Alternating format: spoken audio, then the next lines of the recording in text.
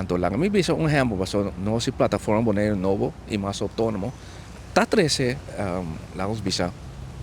ejemplo lang dilante e onde ejemplo lang tá selibon. Boso tursa, nos tursa quanto problema selibon a passa bo di governo anterior. E hasta tava tasina ku nang rechazar mais ou menos problema nang de of intervenção of ajudança de Holanda. Então, costa wata kana asa den direção com nossa haya sentimento com que vai plama se libon fe outro e coi pida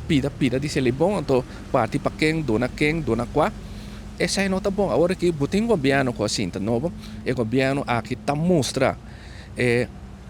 desejo para trabalhar junto com a Holanda, não pode a Holanda trabalhar junto com a Holanda e que passa não afirma acordo. Então esse é no acordo publicar maneira me tá desejar maneira nossa plataforma tá desejar, pero é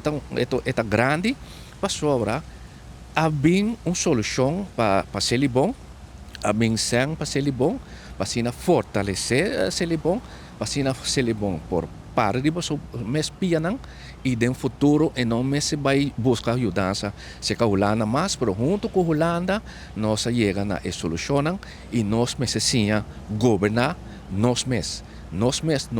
faz falta que a plataforma Bonaire novo e mais autônoma tá bisa com aqui da Bonaire nós tá assim houve erro de nossa governação própria governação e se nós assim falho ng den própria governação nós está dando chance na Bonaire organization Bonaire Human Rights Organization para cada vez mostrar bahwa que ta Holanda ta quem ta qua disse que está kiko etc. Bota dando chance dos agora aqui nós de plataforma Bonaire novo e mais autônomo está brincando para nosso próprio direito não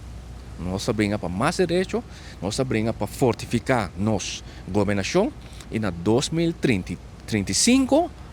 me espera que não tende esse aí também bom também nós lo organizar of nossa boga para referendum bom de auspício de Nações Unidas. Então aí nanang nós bisa o pueblo tem que essa aqui tá turbo direito não nós adquirir hobby direito nós adquirir mais autonomia.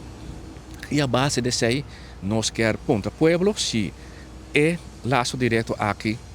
com a Holanda, nós prosseguir com ele sim ou não. Então, se o Pueblo bisa sim, então o Bonaire lo sigue crescer, nós temos modelo sui generis, que é modelo que não se chega mais autonomia, mais própria governação, cortar quizás até 80% ou algo assim, o que nós podemos carregar aqui na e assim nós lo tem grado alto de própria governação.